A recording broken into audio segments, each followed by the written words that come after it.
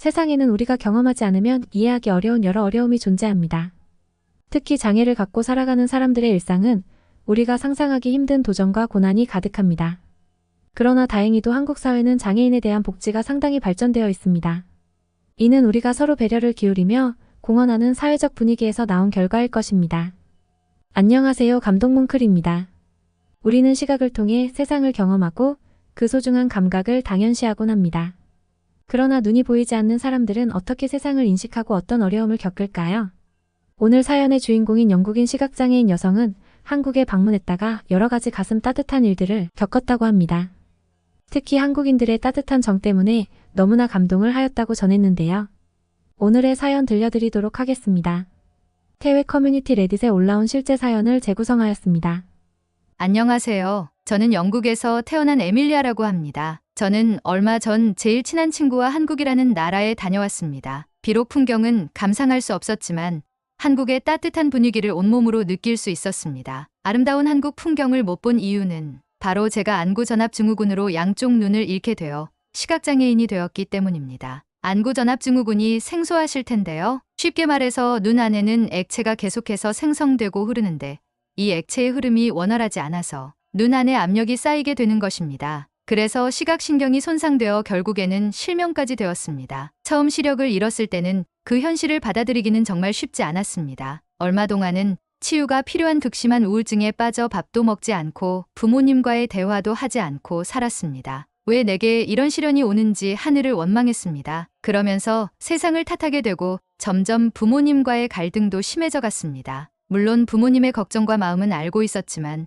당시에는 내 두 눈이 더 이상 세상을 볼 수 없다는 사실을 받아들일 마음의 준비가 되지 않았습니다. 결국 저는 혼자만의 감옥에 갇히게 되었습니다. 먹기도 싫고 다른 사람을 만나기도 싫고 아무런 삶의 의욕이 없었습니다. 자포자기하는 심정으로 사는 저에게 부모님께서는 항상 긍정적인 용기 있는 말씀을 해주셨습니다. 또 저의 생활을 돕기 위해 지팡이와 음성으로 시간을 알려주는 특수시계 게다가 주방용품들도 접시에 중앙에 높은 모서리가 있어서 제가 당할 수 있는 사고를 최소한으로 줄이려고 노력하셨습니다. 처음에 지팡이를 사용했을 때 10년 넘게 살았던 집인데 집 안에서 넘어지는 일이 잦았습니다. 의자, 책상에 발이 걸려 넘어지고 항상 무릎은 멍이 들고 발목을 다치고 하루가 멀다 하고 사고가 끊이질 않았습니다. 천몇 달 동안 제 온몸은 멍투성이었습니다. 그러던 어느 날 방 앞 계단 앞에 큰 문턱이 있다는 사실을 잊은 채로 걸어가다가 순간 발을 헛디뎌 계단에서 구르는 큰 사고가 생겼습니다. 하필 부모님께서 잠시 자리를 비우신 상태에 벌어진 일이라 귀가 후 부모님께서 저를 발견하시고 저는 구급대에 실려갔었습니다. 다행히 타박상 외에 크게 다치진 않았지만 하마터면 큰일이 생길 뻔하였다면서 부모님께서는 무척 놀라셨습니다. 그리고는 저에게 미안하다고 하시면서 저를 지키지 못한 것을 자책하시면서 계속 우셨습니다. 제가 자는 동안 잠시 자리를 비운 것인데 그 잠깐 사이에 사고가 생길 줄 생각조차 못하셨다고 하시더라고요. 온종일 제 옆에서 모든 것을 챙겨주셨기 때문에 잠깐 자리를 비우신 본인들 탓이라며 자책을 하시고 너무 힘들어하셨습니다. 그렇게 마음 아파하시는 부모님 모습을 보고 저는 더 이상 이렇게 살면 안 되겠다고 다짐했습니다. 그날 이후 저는 어차피 벌어진 일이니 이제부터는 극복해가며 살기로 마음먹었습니다. 부모님께서 사주신 여러 보조 도구들과 집의 위치들을 부모님과 함께 다니며 하나하나 익히기 시작했습니다. 평소 눈으로 볼 때는 미처 알지 못했던 것들을 손의 감각만을 이용해 하나하나 다시 알아가기 시작했습니다. 그러면서 부모님과의 관계도 회복되기 시작했고 보조 도구들 덕분에 저는 점점 일상생활에 적응해 나가게 되었습니다. 보조 도구들을 사용하면서 자존감도 회복하고 부모님과 대화를 나누며 더 가까워지면서 저는 점점 삶에 대한 의욕이 생기기 시작했습니다. 초기에 시력이 안 좋아져 걸을 때 항상 몸이 휘청거리며 균형을 잡기 어려웠습니다. 그럴 때면 시각장애인용 지팡이가 정말 큰 도움이 되어 감사했습니다. 그러나 동시에 이러한 의료보조 도구들에 제 자신을 완전히 맡겨야 한다는 사실이 매우 속상해서 때로는 눈물이 나기도 했습니다. 외출할 때면 항상 주변 사람들의 시선이 너무 두려웠습니다. 시선을 느끼지 못해 내가 어떻게 보이는지 걱정되기도 했고 길거리에서 사람들이 어떻게 나를 보고 생각할지에 대한 우려도 있었습니다. 보조도구를 사용하면서 조금씩 일상생활을 시작했지만 그럼에도 우울감이 다 사라지지 않았습니다. 어려운 순간에 저에게 가장 도움이 되던 것은 옆집에 사는 친구 켈리였습니다. 어릴 때부터 함께 지내며 사이가 좋았기 때문에 켈리는 언제나 저를 믿고 응원해 주었습니다. 그런데 이상하게도 켈리는 제가 시력을 잃었을 때도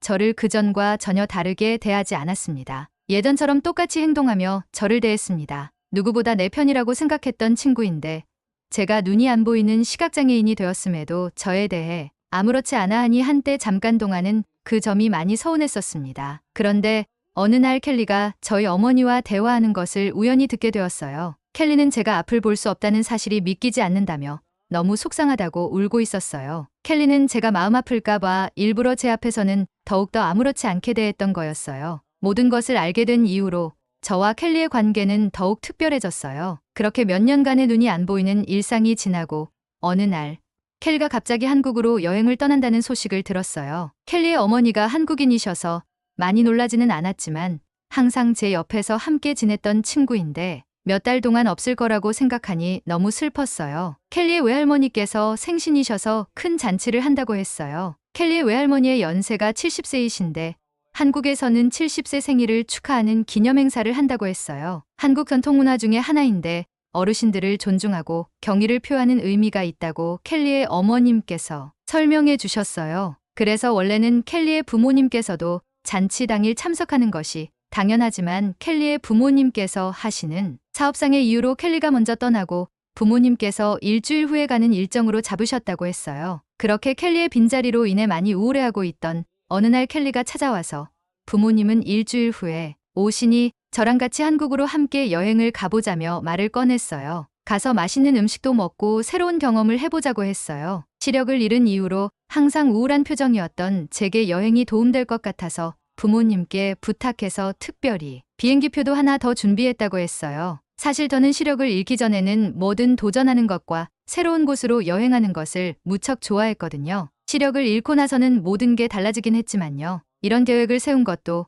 결국 켈리가 저를 위해서 미리 부모님에게 말씀드리고 표까지 준비해둔 것이었어요. 저는 처음에는 너무 겁이 나고 말도 안 되는 일이라고 생각했어요. 이런 제 처지에 어디를 간다는 것은, 그것도 다른 나라를 여행 간다는 것은 상상도 못할 일이었어요. 하지만 하루 이틀 그렇게 며칠 동안 켈리가 저를 설득하여 제 마음이 움직이기 시작했어요. 사실 시력을 잃기 전 한국이라는 나라에 대해 켈리에게 많이 들어서 나중에 꼭 한번 가고 싶다고 생각하고 있긴 했었거든요. 켈리의 이야기를 계속 듣다 보니 저도 호기심이 생기기 시작했어요. 한국은 시각장애인이 살기에 너무 좋은 나라라고 했어요. 다양한 편의시설과 한국인들의 시민의식도 높아서 일상생활하기에 전혀 지장이 없을 거라고 했어요. 눈이 안 보이는 일상이 답답했기도 했고 켈리와 함께라면 위험한 일도 없을 거라 생각했어요. 부모님께서는 사고라도 당할까봐 극구 말리셨지만 켈리와 켈리의 어머님께서 저희 부모님에게 한국에 대해 설명을 자세히 해주시면서 결국 저는 부모님의 허락을 받을 수 있게 되었어요. 드디어 저는 긴장된 마음을 가지고 켈리와 한국으로 떠나게 되었습니다. 한국항공사의 비행기에 탑승하자마자 저는 정말 큰 충격을 받았어요. 승무원을 비롯한 모든 직원분이 제 시각장애 상태를 알고 계셨고 저와 켈리의 좌석을 비상구 입구로 지정해 주었던 거였어요. 게다가 무엇보다 놀라운 건 승무원들이 친절하게 제게 비상 탈출 위치와 화장실 위치를 상세히 설명해 주셨어요. 산소 마스크가 내려올 때도 손을 잡아주며 직접 시연까지 해주셨어요. 비행기를 탄 적이 없던 저는 처음에는 모든 항공사가 이렇게 친절한지 몰랐고 나중에야 제게만 특별한 배려를 해준 것이었다는 걸 알게 되었어요. 정말 감사했어요. 시각장애인도 다른 일반 승객과 마찬가지로 편안한 여행을 즐길 수 있었어요. 드디어 한국으로 도착해서 비행기에서 내려갈 때는 내 시각장애 상태 때문에 짐을 꺼내고 나가는데 시간이 좀 걸렸어요. 하지만 주위에선 아무도 저에게 안 좋은 말을 한다든지 재촉하는 말을 하지 않았어요. 한국에서는 장애인에 대한 배려가 자연스럽게 녹아있다는 걸 직접 체험할 수 있었어요. 비행기에서 내려서 공항 내 편의점에 들렀을 때 제 시각장애 상태를 조심스럽게 직원에게 알렸더니 정말 따뜻한 반응을 받았어요. 제게 필요한 물건을 찾기 위해 여러 상품을 하나하나 설명해 주시면서 제가 물건을 고를 수 있게 도움을 주었어요. 의사소통이 제대로 되지 않아서 제가 구입하려는 물건을 찾는데 꽤 오랜 시간이 걸렸지만 짜증 한번 내지 않으시고 끝까지 친절하게 도와주셨어요. 한국에 도착하자마자 이런 친절함을 느낄 수 있어서 기분이 너무 좋았어요. 만약 영국이었다면 제가 시각장애인이라는 사실을 알게 되면 엮이고 싶지 않아서 모두 피하기 바빴을 거예요. 어느 누구도 저에게 도움이 필요하냐며 먼저 다가오는 경우는 없었어요. 그래서 편의점 직원분에게도 혹시 그런 상황이 될까봐 조심스럽게 말한 건데 제 예상과는 너무 다른 반응에 놀라기도 하고 따뜻한 도움에 정말 큰 감동을 받았어요. 저와 켈리는 그동안 제가 많이 궁금해했던 한식을 마음껏 먹으면서 한국의 밤거리를 돌아다녔어요. 정말 오랜만에 자유롭다는 감정을 느낄 수 있었어요. 켈리의 외할머니의 칠순잔치 날 저는 잠시 혼자 시간을 보내야만 했어요. 숙소에만 있기 심심했던 저는 갑자기 혼자 한국을 돌아다니고 싶다는 생각이 들었어요. 조금 무모할 수도 있겠지만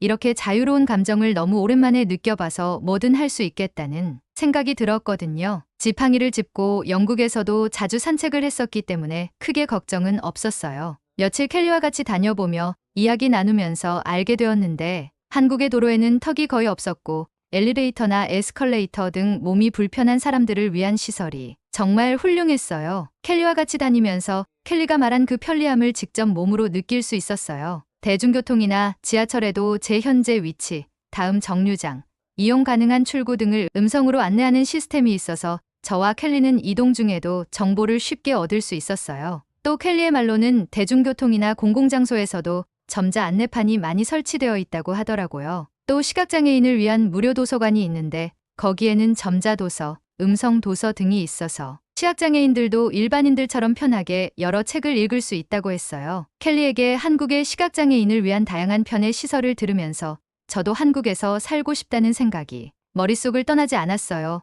특히 정말 세심한 배려를 느꼈던 곳은 다름 아닌 횡단보도였어요. 시각장애인이 들을 수 있게 음향신호로 알려주는데 정말 편했어요. 나중에 켈리에게 물어보니 건널목 소리 안내 시스템이라고 하더라고요. 더불어 놀라웠던 사실은 제가 횡단보도를 여러 번 건넜을 때 대다수의 횡단보도에서 시각장애인을 안내하는 소리가 들렸다는 점이었어요. 그래서 저는 한국의 횡단보도는 모두 소리가 나는 거겠구나라고 생각했어요. 그러나 나중에 켈리에게 들어보니 횡단보도 부근에 있는 버튼을 눌러야만 소리가 나는 거였어요. 그동안 제가 다닐 때마다 함께 횡단보도를 기다리는 한국인들이 제가 시각장애인인 것을 알고 몰래 버튼을 눌러주고 있었던 거였고 그걸 알게 된 순간 정말 감사하면서도 가슴이 뭉클했어요. 영국에서는 이런 세심한 배려를 받아본 적이 없어서 정말 놀라웠어요. 한국인들은 자연스럽게 다른 이들을 배려하고 도와주는 모습이 참으로 감동적이었어요. 한국에서 일주일간 저는 계속해서 많은 사람으로부터 배려와 도움을 받아 행복하게 여행을 마칠 수 있었어요. 한 번도 누군가가 저를 질타하거나 불만스러운 목소리는 들은 적이 없어요. 그렇게 저는 무사히 한국 여행을 마칠 수 있었어요. 제가 만난 한국인들은 정말로 배려심이 넘치는 분들이었어요. 조금 피해를 끼칠 때마다 빠르게 상황을 해결해주는 모습에 정말 감탄했어요. 제 처음이자 마지막이었던 한국 여행에서 평생 잊지 못할 좋은 추억을 쌓을 수 있어서 너무 행복했습니다. 사연 잘 들으셨나요? 한국은 시각장애인을 위한 배려와 편의시설이 다양하게 마련되어 있는 나라입니다.